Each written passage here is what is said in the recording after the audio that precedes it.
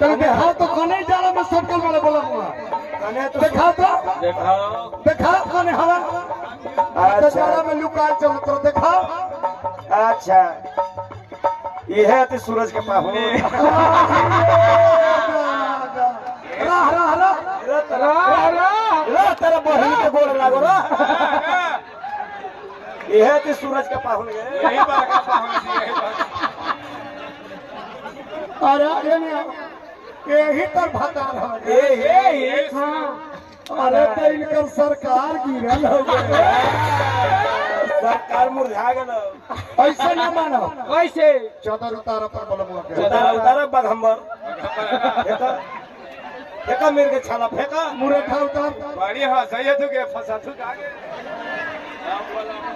रा इतर बलमुआ बड़ हाँ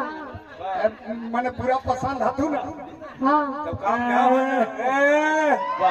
मुन्ना भैया बड़ी खुश में है रहा ना हो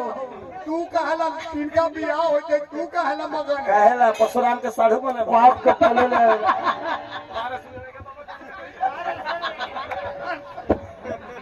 अच्छा ही बताओ ई दुल्हन पसंद है ना आहार पानी पी भू आहार पानी बाबूजी के लगे ना भैया रविंदर भैया माल महाराज के मिर्जा खेले होली मुन्ना भैया जनरेटर समयाना सब रविंदर भैया के पूरी बुनिया मिठाई सब रविंदर भैया के माइक लाइट सब रविंदर भैया के दोनों ब्याह सब रविंदर भैया के माजा मार के चल देना है। अच्छा ही बताओ ये दुल्हन पसंद है ना ऐसे ना माना भैया ब्याह करा देवल न जाओ अच्छा अच्छा ये तो दुल्हन है एकर बहिन है छोट तो तोरा के ऐसे ना हो तो बगलवा में क्या लगता है बगलवा में तनी जयमाला हो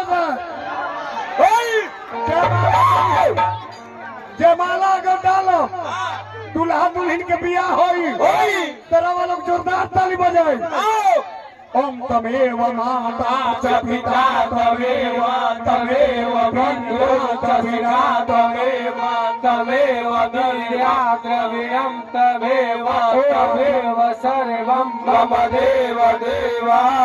ओम भगवान विष्णु मंगलाय गरुड़ मंगलाय पुण्यकाच मंगलाय तनोहरि सर्व मंगल मांगल्ये शिवे सर्वार्थ साधके शरण्ये त्र्यंबके गौरी नारायणी नमोस्तुते।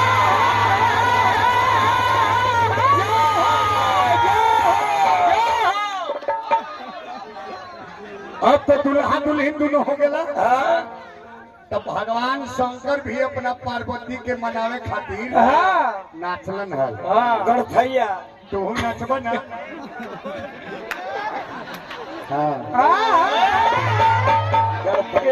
दोनों दुल्हा दुल्हन माला मत निकालो माला मत गे माला मत निकालो है दूल्हा माला मत हो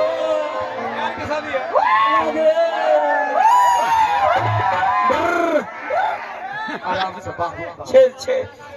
तो यही ये बोले के बाद कि आज मेरे यार